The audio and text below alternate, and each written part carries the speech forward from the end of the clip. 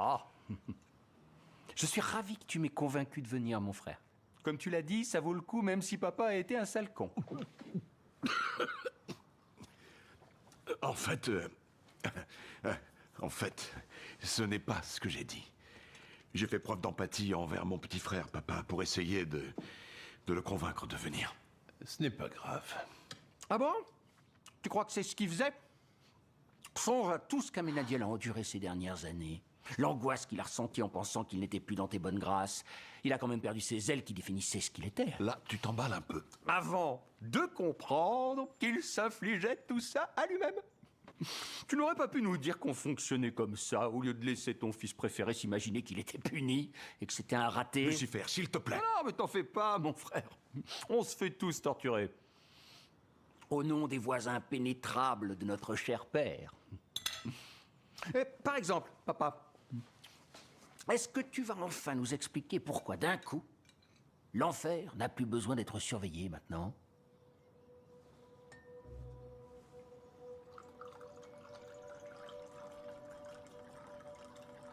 J'ai mes raisons. Oh, tu as tes raisons. Voilà qui explique tout comme d'habitude, c'est super clair. Merci, Papounet. De quoi tu te plains? Je ne comprends pas, Lucifer. Tu as reçu tout un royaume en récompense de ta mauvaise conduite. C'est ce que tu crois? Que passer des centaines de milliers d'années à torturer de pauvres âmes, c'était une gratification? Ah, c'est sûr, j'étais le prince des enfers. Il n'empêche que je vivais en enfer. Si ce n'est pas un beau cadeau empoisonné, ça y ressemble beaucoup. Tu n'as pas la moindre idée de ce que j'ai vécu, ni de la vie facile à laquelle tu as eu droit. Facile? Oh, j'ai passé ma vie entière dans le pire de tous les enfers qui soient. Lucifer, Michel, s'il vous plaît. Je ne vois pas du tout ce qui pourrait être pire. Porter le même visage que toi.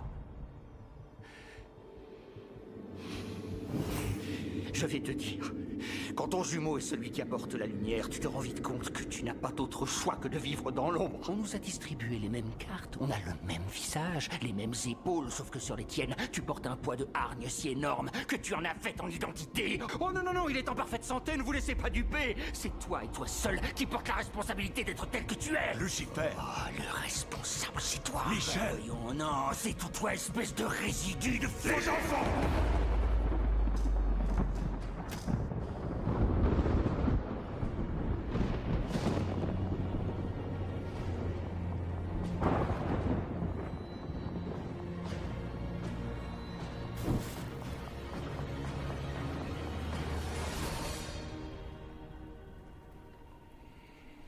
Et voilà, la colère divine de l'Ancien Testament. Je me demandais si tu l'avais encore en toi. Tout ce que je voulais, c'était un dîner de famille agréable. Mais je vois que c'était trop demandé.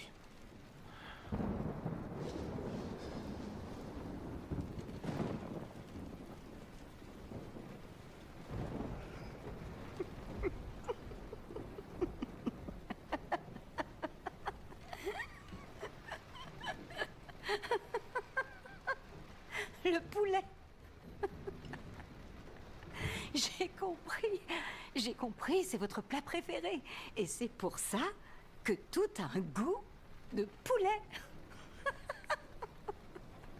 Je suis désolée, je suis terriblement mal à Non, l'aise. c'est nous qui sommes désolés. Désolé que tu aies dû assister à cette scène. On est la plus dysfonctionnelle de toutes les familles. Non. En réalité, c'est merveilleusement normal. Enfin, à part, bien sûr, à part la pluie. Non, je vois